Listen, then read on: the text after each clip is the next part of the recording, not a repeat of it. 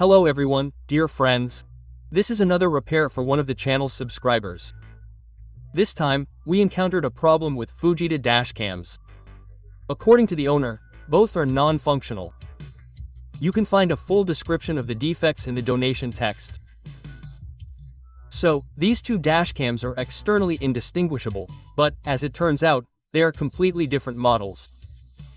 One is a Fujida Karma Pro S. It has a 5-volt power supply. The other is a Fujida Karma BLSE. It has a 12-volt power supply, meaning the models are incompatible in terms of supply voltage. They use a mount with connectors, let's call them shoes, which can be connected to each other, albeit with force. This means it's possible to mix them up and supply 12 volts to the 5-volt model, with all the consequences. I believe that's exactly what happened in our case. The 5-volt Karma Pro S received 12 volts, and now it won't turn on or respond to the power cable. The 12-volt BLSE is currently working properly and turns on when the power cable is connected, so I won't be repairing it. Let's move on to the Karma Pro S. When the cable is connected, the current consumption is around 200 milliamperes. And that's it. The image on the screen doesn't appear, and the button is unresponsive. Well, let's try to figure out what could have happened. Let's start by disassembling the case. I unscrew the screws, release the latches, and carefully remove the case back with the screen. I peel off the adhesive tape and disconnect the display cable. I cut off the metallized tape, as it won't stick again. I'll have to use new one. I inspect the electronics. So far, everything is fine. I don't see any obvious defects. Let's check if the power is coming from the hot shoe. The maximum it can get is 3.5 volts, which is clearly not enough. I'm confused by this marking with the voltage reading as 12 volts, even though it's a 5 volts version. They probably simply forgot to correct this marking when designing the board. I switched to a better quality cable. The voltage is now almost 5 volts, which is normal, but the device still won't turn on. Perhaps something has happened to the power supply, as this is the most likely problem that could occur after a voltage surge. I remove the screen from the board, hoping to find the power supply underneath. At first glance, a couple of clearly burned out components caught my eye under the cover. Here they are. Both have holes in the housings. There are no position numbers on the board, but by appearance, you can tell that this is a diode, and this is presumably a MOSFET. I've seen them in similar housings. Unfortunately, the markings on both components are faded. The MOSFET one has reduced resistance between the terminals, although this isn't that important. It's clear that it's faulty. I took apart the second DVR and was lucky enough to find the exact same MOSFET here. It's marked 322. I couldn't find anything using that number directly in the search.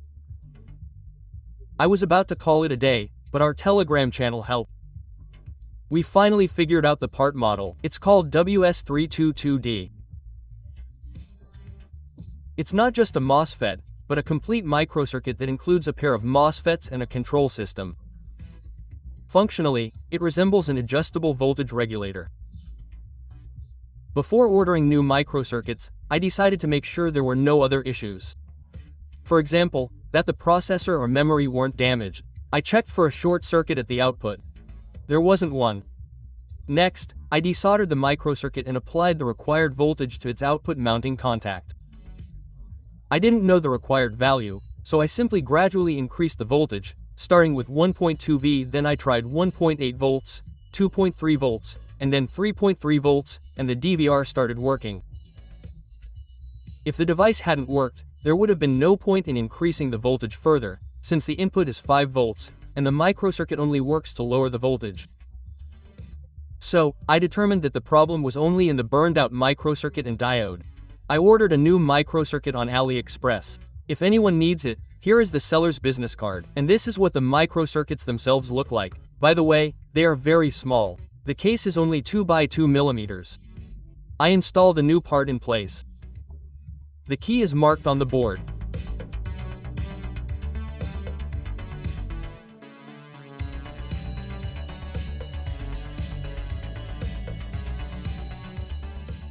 Done. I checked the operation under a microscope.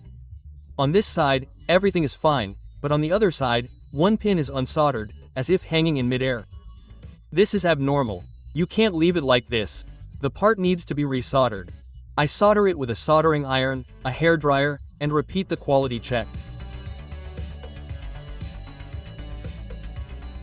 Now everything is fine. All that remains is to replace the diode at the microcircuit input. Judging by the board of the second recorder, a diode of the same model SS34 is installed here. This is a Schottky diode.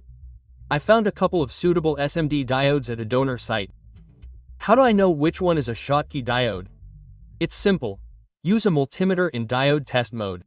Diodes are stock, and their voltage drop is usually no more than 200 millivolts. Regular diodes have a much higher value. For example, this diode has a voltage drop of over 600 millivolts. It's no longer suitable. I desoldered the burned out diode and soldered in a new one. It's in a larger case. Larger pads have been thoughtfully designed for it, so there are no problems. Well, great. I can reinstall the board, connect the display, and test the operation. I connect the power cable. The power indicator lights up, and the splash screen appears on the screen. Then the image from the lens is displayed.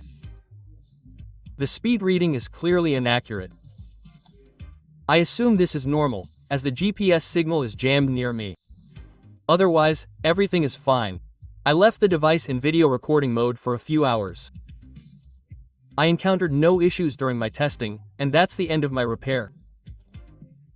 The devices will soon be returned to their owners to continue delighting our subscribers.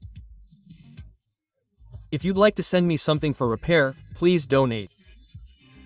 I try to help everyone who contacts me.